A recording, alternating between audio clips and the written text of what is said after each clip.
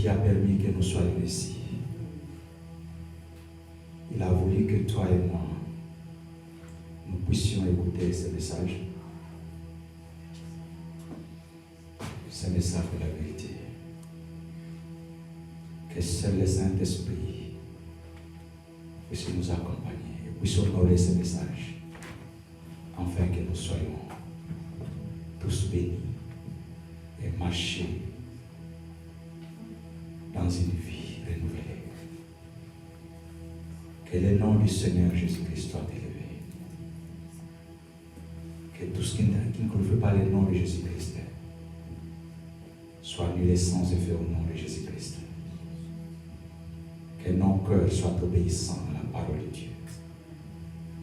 Et que toute opposition soit loin de nous au nom de Jésus-Christ. Amen. Amen.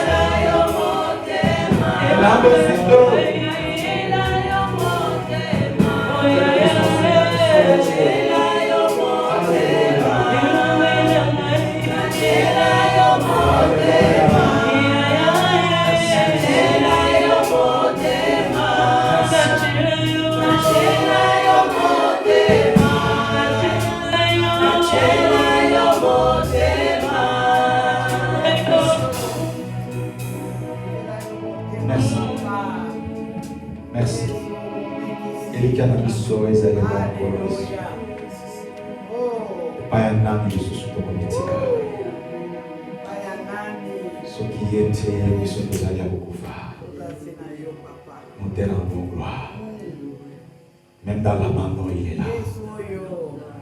Même quand les choses ne vont plus, il est toujours là.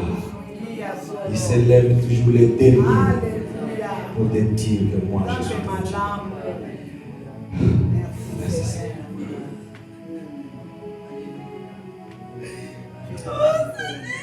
Alléluia. Tu es digne. Il est digne de gloire. Alpha et l'Oméga. Sainte Marola.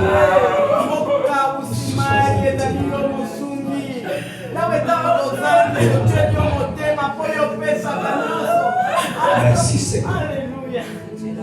Merci. Les choses bonnes. Fais à ton temps, papa. Parce que par ton sang précieux, tu Alléluia. nous as rendu libre. Oh, Tu es dit. permets-moi, Seigneur. Libre maintenant au nom de Jésus. Libre maintenant au nom de Jésus. Permets-moi, Jésus. Alléluia. Nalezana. Permets-moi, Seigneur. Anasala kabakabuza. Sansa. Alléluia. Merci Seigneur. Merci, Seigneur. Yesu Messiah. Alléluia. Merci Seigneur. Alléluia. Tu es Dieu. Béni soit ton Seigneur. Papa. Merci. Merci Seigneur. Merci. Le prince de paix. Le prince de paix. Le libérateur. Le médiateur. Le véritable. Tu es l'alpha et l'oméga. Merci. Merci les groupes de chaque jour. Merci. Acclamons les noms de Jésus-Christ.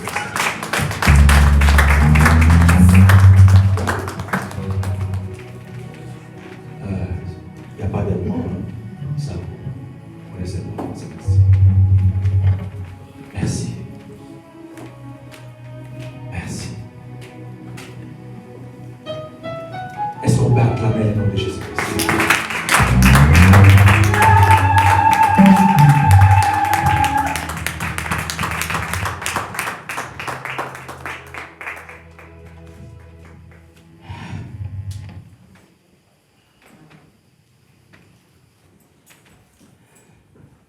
Je vous salue tous au nom de Jésus, même ceux qui sont sur online. Excusez-nous, aujourd'hui c'était un peu spécial, on commence un peu en retard le message, mais que le Saint-Esprit nous guide. Je bénis le nom du Seigneur. Nous continuons toujours avec notre message de la fois passée.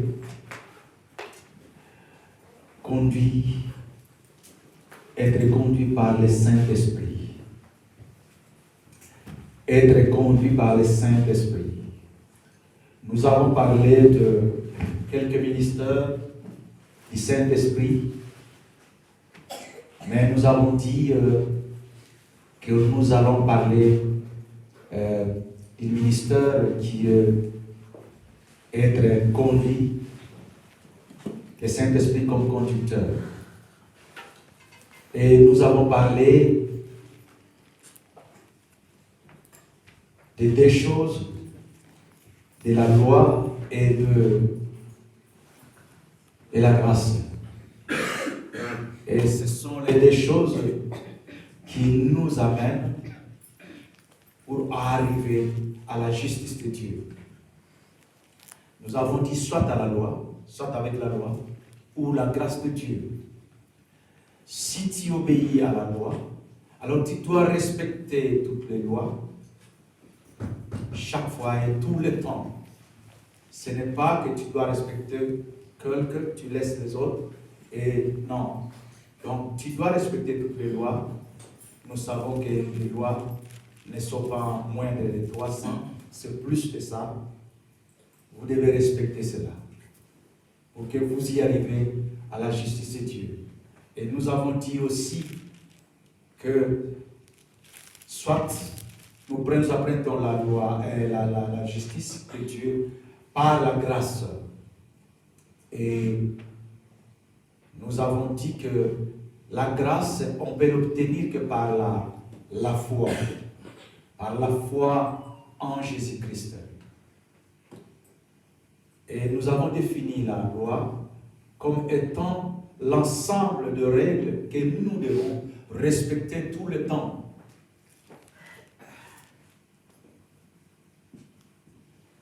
Et on a parlé, nous avons dit qu'il était impossible à une personne de vivre sous la loi, de respecter la loi, parce qu'à chaque fois, les hommes qui étaient sous la loi, ils n'ont pas pu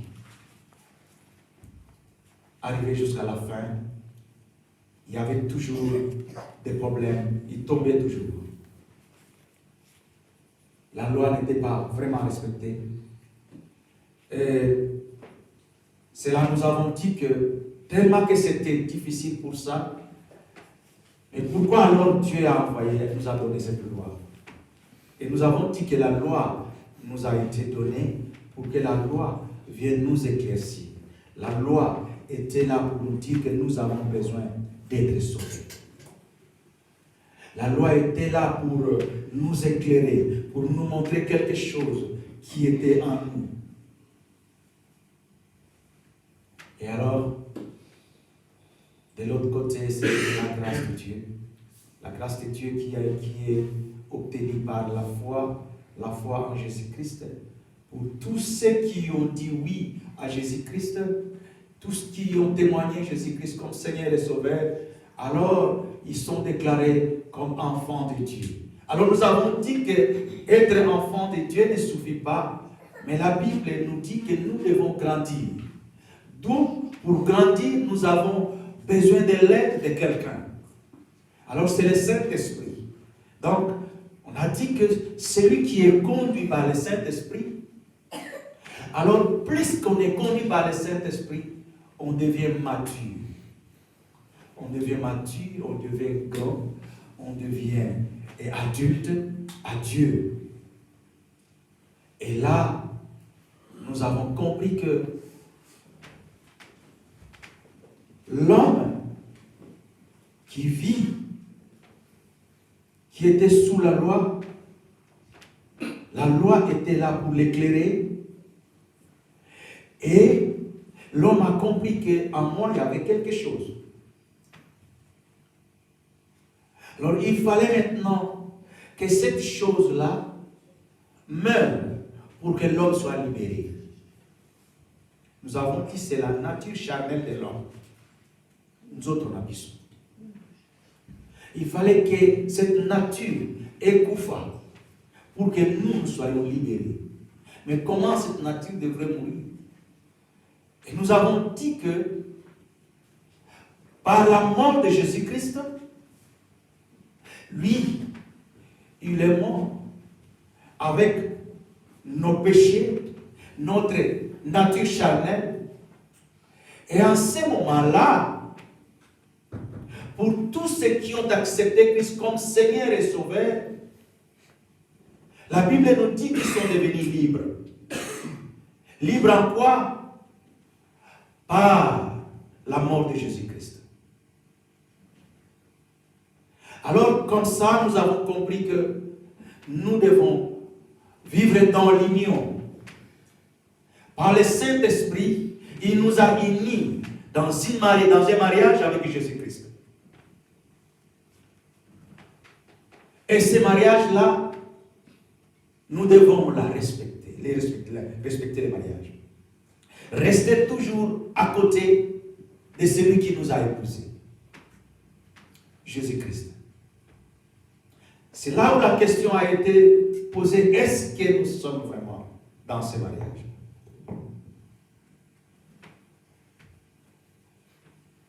Et si nous sommes dans ce mariage, ça veut dire que nous sommes dans l'union avec le Saint-Esprit, avec Jésus-Christ. Alors quand nous sommes dans l'union avec Jésus-Christ, de toutes les façons, ce n'est pas maintenant nous qui essayons de faire ce que nous sommes, parce que quand tu es en union avec quelqu'un, donc avec le Saint-Esprit, ce n'est pas maintenant toi de déterminer ce que tu devrais faire, ta façon de vivre.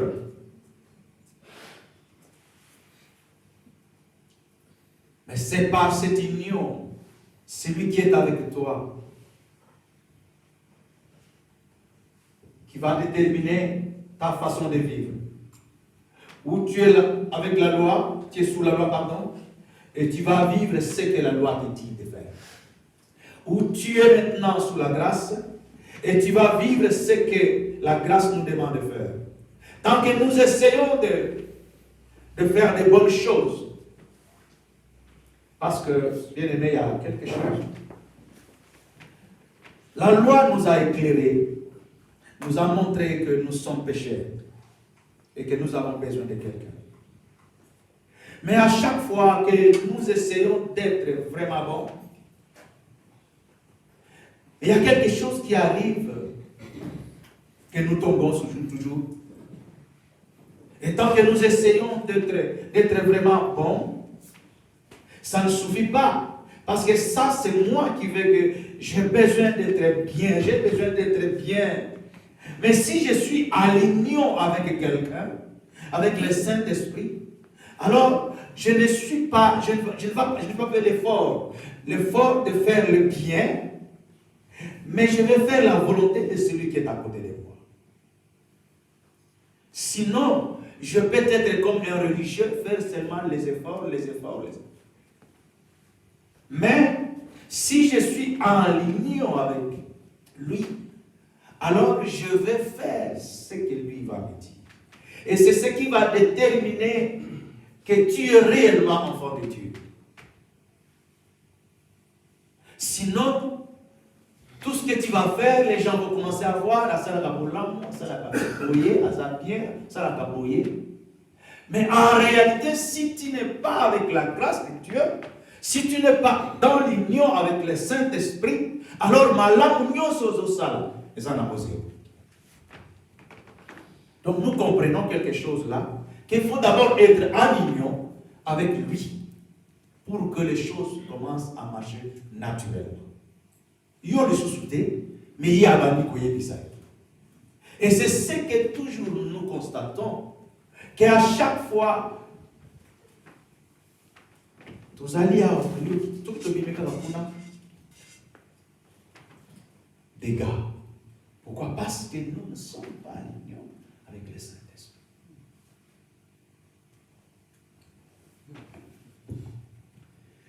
Nous allons lire Romains 7. Romains 7, au chapitre 7.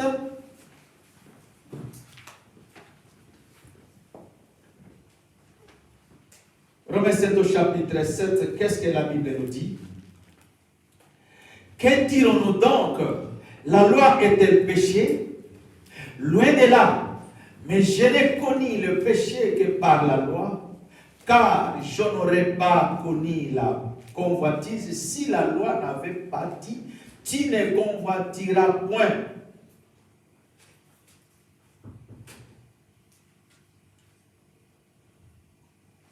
Et le péché, saisissant l'occasion, produisit à moi, par les commandements, toutes sortes de convoitises, car sans la loi, sans les péchés, pardon, sans loi, le péché est mort.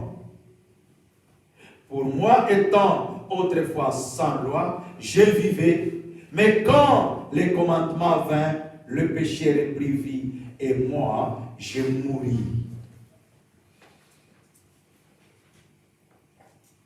Bien aimé, ici nous comprenons, c'est donc Paul qui est en train de nous montrer, de nous dire que les commandements nous a ouvert les yeux, que la loi nous a ouvert les yeux, et il faut nous mis pour comprendre que nous allons parce que ici, ça concerne Paul. Paul est en train de parler de lui.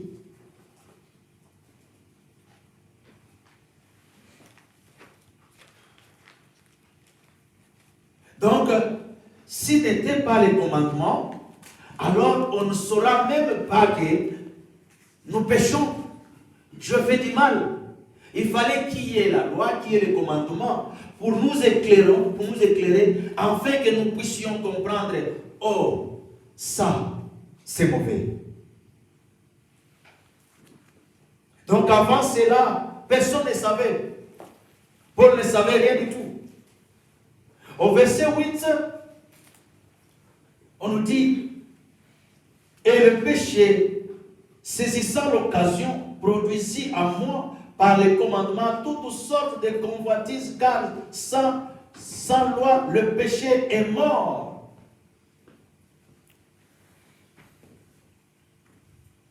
Donc, ni t'était la loi, parce que la loi, en éclairant l'homme comprend que je suis un péché, et le péché se réveille en l'homme. Ni t'était la loi, ce qui te le mobeko, alors l'homme en soi, a tikali sans mobeko, alors le péché n'existait pas. C'est ce que Paul nous dit. C'est-à-dire le péché commence à œuvrer, le péché commence à faire des choses en lui parce qu'il y a la loi. Et 9, pour moi étant autrefois sans loi, je vivais, mais quand le commandement vint, le péché reprit vie et moi, je mourus. Bien aimé, ça c'est un exemple qui me concerne d'abord moi-même. Quand je suis allé une fois dans l'église de Biman, c'est là où j'avais appris ce message. Quand le pasteur qui enseignait, il a dit, si tu veux rencontrer Christ, si tu veux rencontrer Dieu, il faut le chercher. Il faut savoir le chercher. Je lui ai demandé, j'ai dit, mais ton message, voilà ce que j'ai écouté. Parce que tu as dit que Dieu se retrouve à ceux-là qui le cherchent. Alors moi, je me suis décidé, je vais aller chercher ce Dieu-là pour que je puisse le rencontrer. Bien aimé, je pris le temps d'être bon. Je pris le temps de prier. Je pris tout mon temps. C'est que le message que j'avais reçu, tu es venu à moi. Je ne dormais pas, on me dit, je suis venu enlever le froid qui est en toi. Mais à chaque fois en moi, il y avait ce qui montait, le mal qui montait toujours à moi. Il y avait toujours ce qui était. Donc, je ne pouvais pas. J'avais appris beaucoup de choses pendant que j'ai essayé d'être toujours bien, de ne pas regarder la télévision, de ne pas faire ceci, cela. Mais en moi, je sentais, je voyais toujours ce qui était mauvais. Et finalement, après 3 ans, je suis tombé. Donc ici, on est en train de nous montrer que pendant que tu es en train d'être toujours bien, de faire le bien, en toi remonte quelque chose. Et là,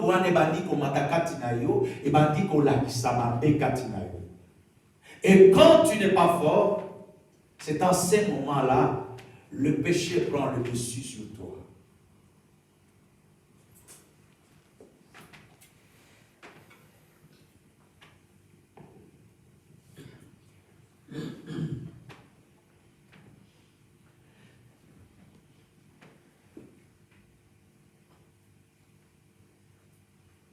Bien-aimé, c'est ce que Paul appelle vieil homme. Azakati Nabiso, il t'a jamais laissé. Il est toujours là. Il te surveille. Il te suit en chaque moment et à chaque instant.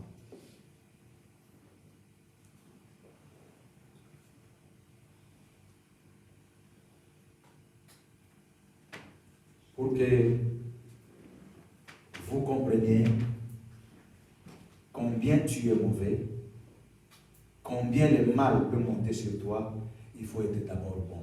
Faites l'expérience d'être bon. Faites l'expérience d'être plus bon. Et c'est dans ce temps-là, vous allez comprendre combien l'homme est mauvais. À chaque fois que vous essayez d'être bon pour réveiller, et à ce moment-là, vous êtes en train encore de réveiller le vieil homme en vous. Car tout cela remonte à notre ancêtre Adam. Parce qu'Adam, quand il pêche, il n'avait pas d'enfant. C'est-à-dire que les péchés d'Adam, c'est tous les descendants d'Adam qui doivent hériter ça. Donc, il doit, et l'enfant, à ce péché d'Adam. L'enfant naît rebelle. Parce que notre ancêtre Adam a péché. Et Paul dit, c'est ça que Paul appelle la chair, notre rebelle, notre vieil homme.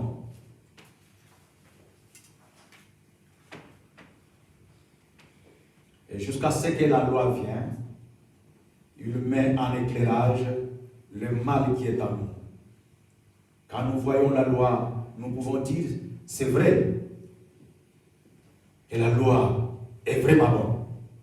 Parce que le but de la loi, comme nous avons dit la fois passée, est d'amener le péché à la lumière. Parce que nous pouvons se tromper. Si la loi n'était pas là, ça dit que je peux rester pendant tout le temps, longtemps, faire ma vie, de ne pas savoir ce que je suis vraiment à l'intérieur.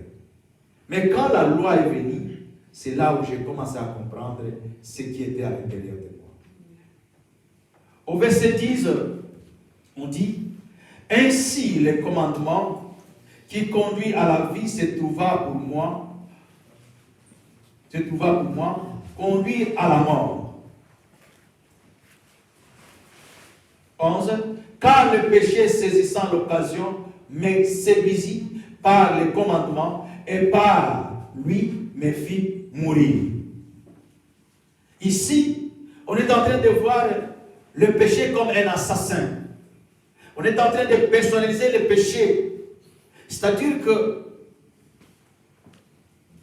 le moment où la loi est là, alors c'est le moment où le péché a eu occasion, il y a qu'au séduire. Le péché a eu occasion, il y a qu'au bomayo. Le péché prend l'occasion parce qu'il est déjà là, la loi a éclairé et le péché remonte à toi. Maintenant, on dit qu'au salisayo, ma belle.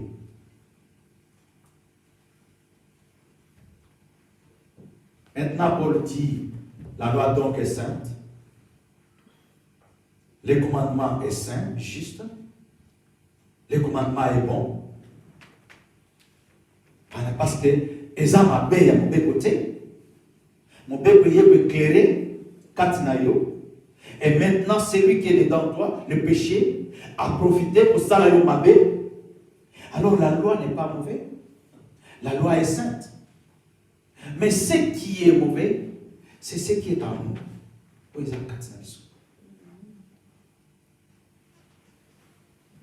Le problème se trouve en vous et en moi, bien-aimés.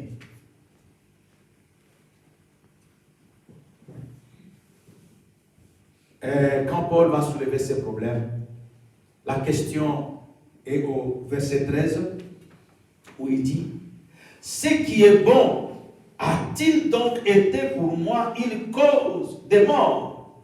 Loin de là, mais c'est le péché afin qu'il se manifeste comme quoi péché en me donnant la mort par ce qui est bon et que par les commandements ils deviennent condamnables au plus haut point.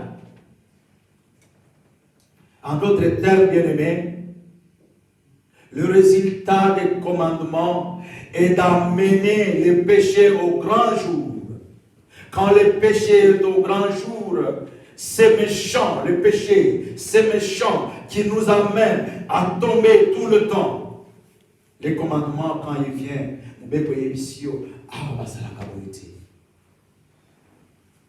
alors le péché, il prend maintenant à Jusumbuya pour la poussale Salomabé. Et bien aimé, combien nous sommes impuissants. pouvons nous dire que nous avons dans le cadre de l'Église. Mais en réalité, nous sommes impuissants. Voilà le but des commandements. C'est vrai, il y a d'autres objectifs aussi. Mais ce qui est important, c'est le but principal, c'est ça, les commandements. Le verset 14. Nous savons en effet que la loi est spirituelle, mais moi je suis charnel, vendu au péché, car je ne sais pas ce que je fais. Je ne fais point ce que je veux, et je fais ce que je hais.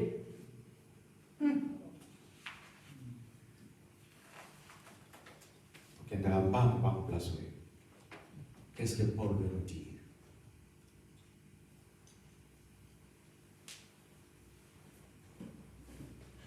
Et maintenant, ce n'est plus moi qui le fais, mais c'est le péché qui fait quoi? Qui habite en moi.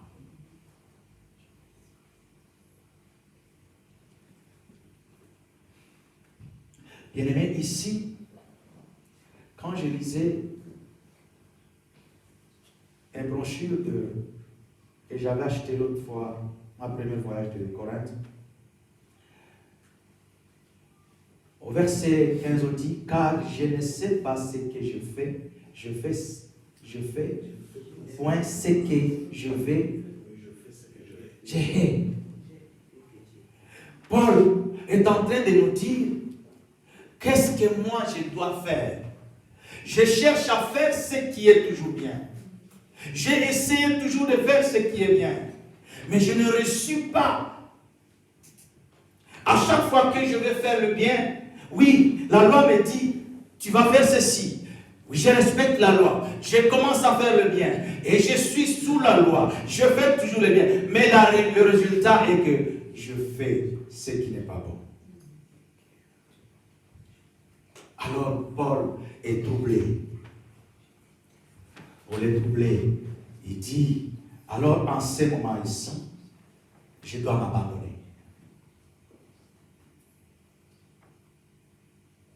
Il dit au 16, à 17, 16, pardon. Or, si je fais ce que je ne veux pas, je reconnais par là que la loi est bonne.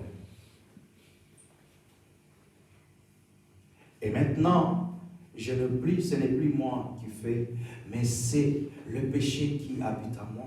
C'est-à-dire, Paul reconnaît que la loi n'est pas mauvaise. La loi est toujours bonne. La loi est toujours là pour m'éclairer. Mais à chaque fois que j'essaie de faire ce qui est bon, mais je tombe, le résultat revient toujours à ce qui est mauvais. Et ce sont des choses, bien aimées, comme la Kabiso chaque fois. Ce sont des choses, ce n'est pas seulement Paul qui vit ces choses, mais même nous aussi, nous vivons ces choses ici. Pendant que tu es sous la loi, pendant que tu vis sous la loi, tu n'es pas sous la grâce. Bien aimé, tu dois savoir qu'à chaque moment, tu peux respecter ceci, mais quelque part après 2 minutes, tu as fait quelque chose qui n'est pas bon.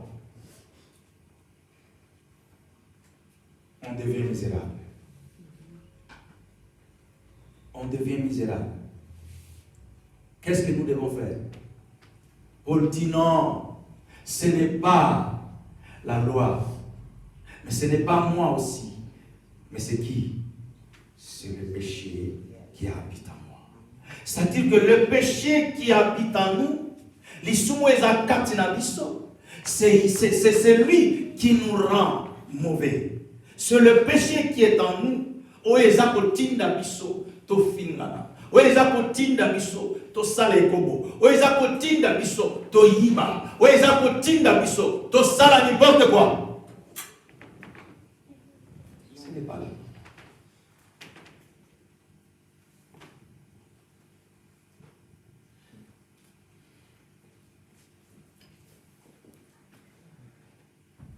Bien-aimé, l'homme est condamné. L'homme est condamné. On ne sait pas qu'est-ce qu'on doit faire.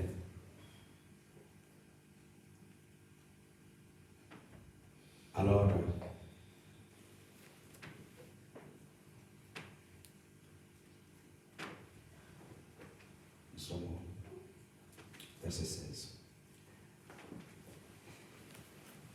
17. Nous avons vu. Donc c'est le péché. Alors quand je me décide de faire la bonne chose là, c'est toujours la même chose qui revient. Et donc nous pouvons dire que la loi, exemple la diagnostic. Diagnostic exemple là. Et Papa Salim me dessine, Papa Simon, c'est quoi? C'est pour nous amener à comprendre la cause de la maladie, n'est-ce pas? Voilà. C'est-à-dire que loi et même mal pour comprendre, nous avons calmé. Tozali na masum. Il nous a révélé. Merci. Mon père, ils ont la diagnostic. Ce n'est pas comme des coquets par docteur. Ah, nazo comme tout passe à Sukaka, aspirine, apessio, omélie aspirine, tu prends l'aspirine et c'est fini. Non. Les docteurs commencent d'abord à commencer à te demander, ah, qu'est-ce que tu as mangé? Et qu'est-ce que tu as? Ils te demandent toutes les informations, même de la famille. Est-ce que votre famille a quelqu'un qui a... Donc, tout ça, toutes ces informations, les docteurs sont en train de chercher à diagnostiquer ce qui est en vous. Et Dieu nous a fourni ça. Dieu nous a donné ce diagnostic pour que nous puissions réellement comprendre qui est notre ennemi.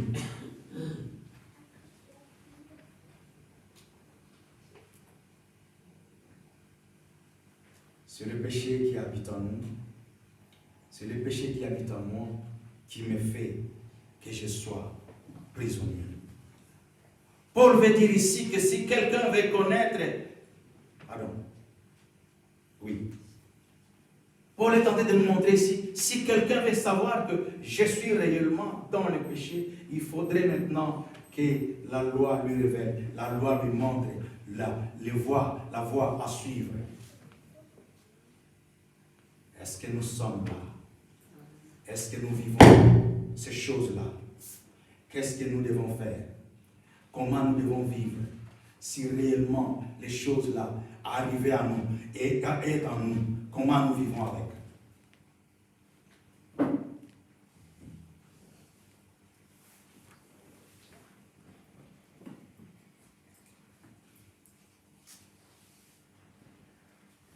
Des Corinthiens 3.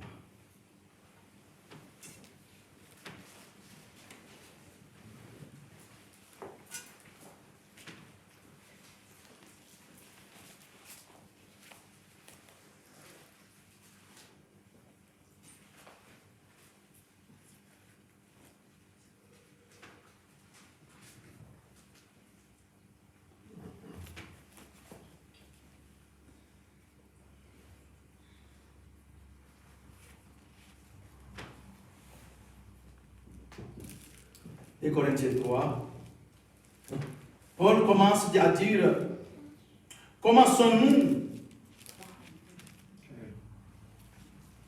3, 1, verset 1.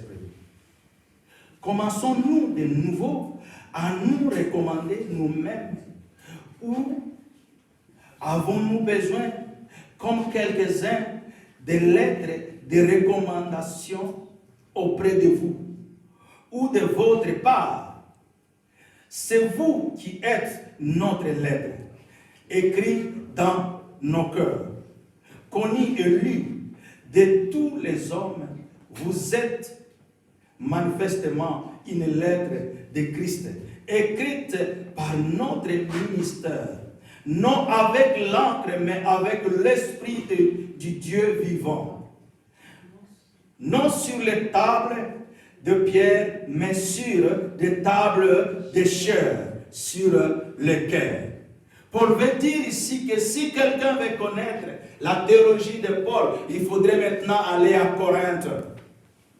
Paul est en train de nous montrer que moi, Paul, ce que j'ai fait pour que chacun puisse comprendre, il faut aller à Corinthe. Donc ici, nous sommes en train de dire les choses qui concernent l'esprit. Nous sommes en train de montrer comment l'esprit est en train de conduire l'homme. Nous sommes en train de montrer comment nous devons être conduits par le Saint-Esprit. Paul veut nous dire ici que si quelqu'un veut connaître ma théologie, il doit aller à Corinthe. Parce que c'est écrit là pas sur les papiers, mais sur les hommes, sur les femmes, sur les enfants, là où Paul a passé. Avant que Paul y arrive à Corinthe, pas à Corinthe, Corinthe n'avait pas eu l'évangile de Christ. Il n'avait pas la vérité. Il y avait des homosexuels. Il y avait toutes choses mauvaises. Il y avait toutes choses mauvaises, méchantes. Mais quand Paul est arrivé à Corinthe, c'est là où Paul est en train de nous montrer, de nous dire que mais il faut maintenant aller à Corinthe pour que vous compreniez. Et aujourd'hui, Corinthe est plein de personnes qui vivent une vie pieuse, une vie pure, une vie divinement éclairée. Pourquoi? Parce que Paul veut nous dire que l'évangile que Paul a reçu, ce n'est pas l'évangile de l'extérieur, mais c'est l'évangile qui se parle de l'intérieur. C'est-à-dire, Paul est en train de nous montrer que la loi a été écrite sur les tables. Elle était à l'extérieur. Mais l'évangile de Paul est l'évangile qui a été transmis de l'intérieur. D'où, bien-aimés, nous devons comprendre ici que si nous voulons être éclairés, le pasteur se met tout le temps debout ici à enseigner, à nous prêcher. Si la prédication du pasteur, ma prédication, n'est pas accompagnée par le Saint-Esprit, si le Saint-Esprit n'honore pas ce que je suis en train de dire, il est difficile que cette vérité puisse rester dans votre cœur. D'où la vérité reste dans le cœur des hommes, l'évangile, la parole de Dieu reste dans le cœur des hommes, la prédication, si le Saint-Esprit honore cette prédication et met en nous et dépose ça en nous. C'est pourquoi, bien-aimés, on peut prêcher beau comme nous voulons, mais si le Saint-Esprit n'honore pas ce que nous sommes en train de dire,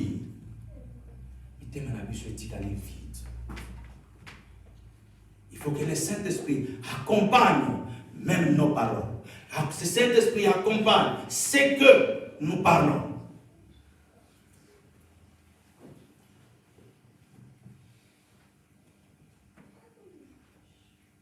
La loi a été écrite sur les tables de pierre.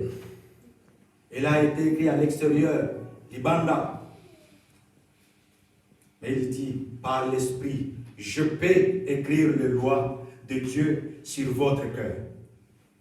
Et ce qu'il y a de votre cœur, c'est ça, bien-aimé, parce que si les choses sont écrites dans nos cœurs, ce qui est dans nos cœurs, c'est ce qui va déterminer notre façon de vivre.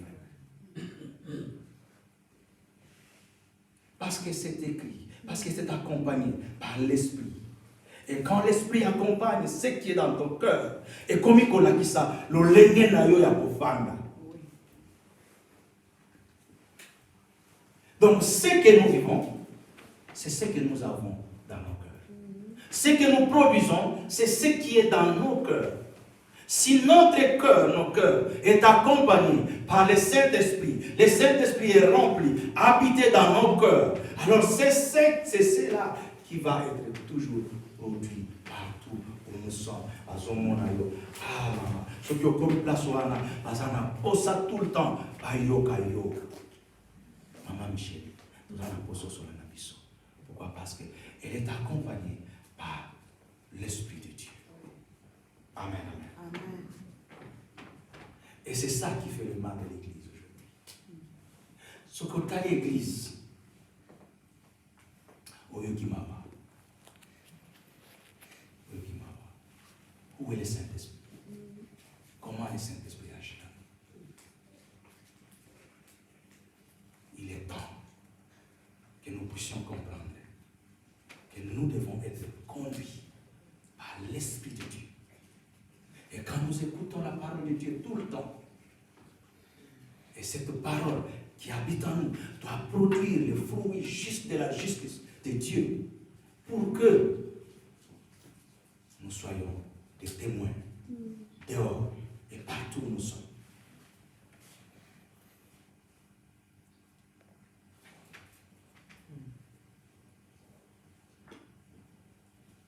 Conduit par l'Esprit de Dieu. C'est très important. Notre temps est fort passé. Nous sommes en train de finir ça, d'arriver à la fin. Le proverbe dit quoi? Garde ton cœur plus que toute autre chose, car de lui, fais quoi? Source de la vie. Mon thème en yoga, le temps est devenu mauvais, l'Église de Dieu. Le temps est devenu tellement mauvais que nous devons à chaque fois nous observer. Mon thème en est-ce que je suis réellement avec le Saint-Esprit? Est-ce que je vis réellement avec le Saint-Esprit? Est-ce que je suis réellement conduit avec le Saint-Esprit?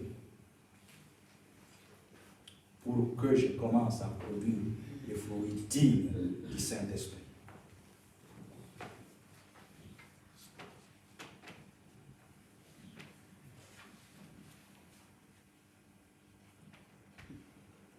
Bien-aimé, si le Saint-Esprit ne dépose pas quelque chose en toi, alors il est difficile que moi, comme je suis là, ou le pasteur, ou Papa Simon, ou tout le monde qui passe devant, a posé dans mon démanayo. C'est le Saint-Esprit qui est capable de le faire.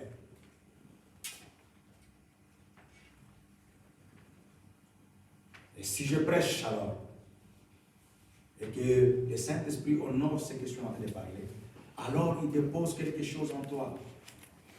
Bien-aimé, vous pouvez sortir ici de ce que nous avons parlé, sortir ici vraiment joyeux. Pourquoi? Parce que le Saint-Esprit a déposé en toi quelque chose. Vous pouvez sortir ici changé. Parce que le Saint-Esprit a écrit un message dans votre cœur. Que ce pasteur béni. Les autres avaient les tables de pierre, mais maintenant Jésus-Christ nous a dit, c'est dans vos cœurs. Il dit à la femme samaritaine, maintenant ce n'est plus dans les temples ou dans les montagnes, mais c'est dans la vérité et dans l'esprit que nous devons adorer Dieu. Quel ministère béni. L'Église a besoin de changer. L'Église a besoin de voir vivant. L'Église a besoin des gens voir la joie dans l'Église. L'Église a besoin de voir les gens être toujours soudés, comme Christ a été avec ses disciples. L'Église a besoin de voir les gens comme ça. L'Église n'a pas besoin de voir les gens qui pleurent. L'autre regarde là-bas, l'autre regarde là-bas. Ça ne va pas. Ce n'est pas l'Église. Parce que c'est le corps de Christ, l'Église.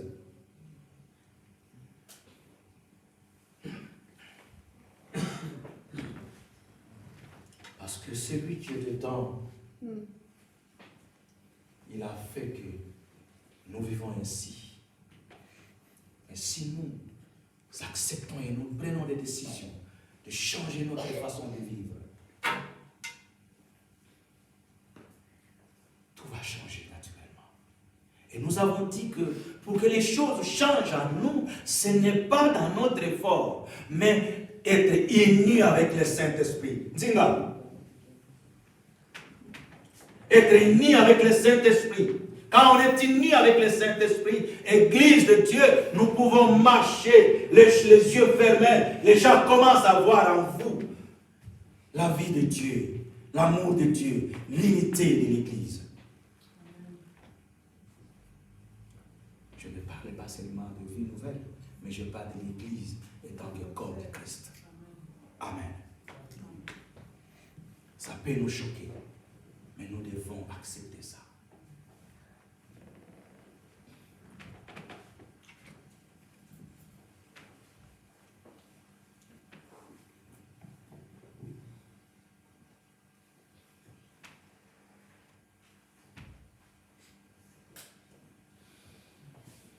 Marchons toujours avec le Saint-Esprit.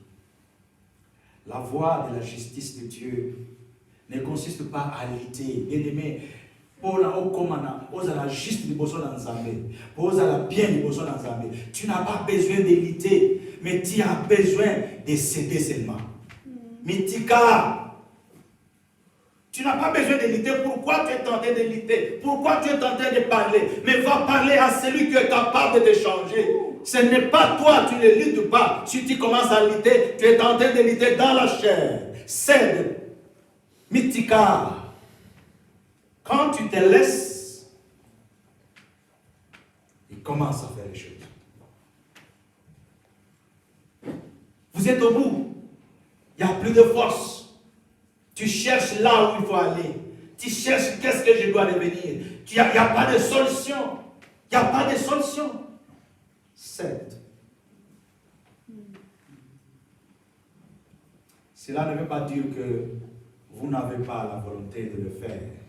Mais vous voulez que ta volonté soit même transférée au Saint-Esprit pour qu'il y ait un temps où ça y est. Abina makasi nanga, na faiblesse nanga, na nyonso nanga, prends. Fais de moi ce que tu veux.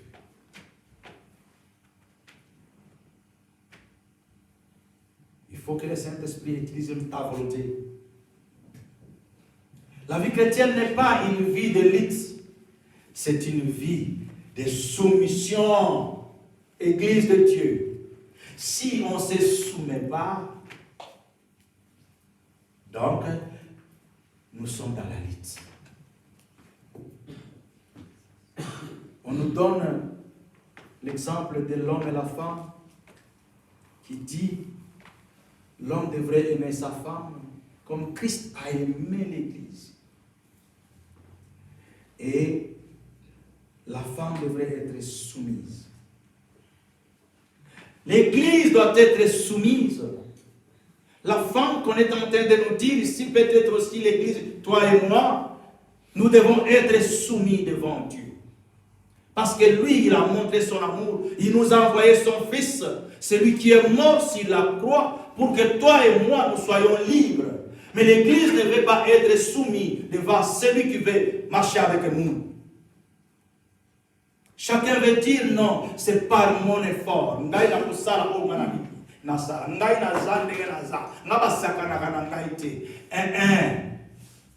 Si tu es réellement membre du corps du Christ, tu dois te soumettre. Tu dois te soumettre. Beaucoup à dire, mais nous arrêtons.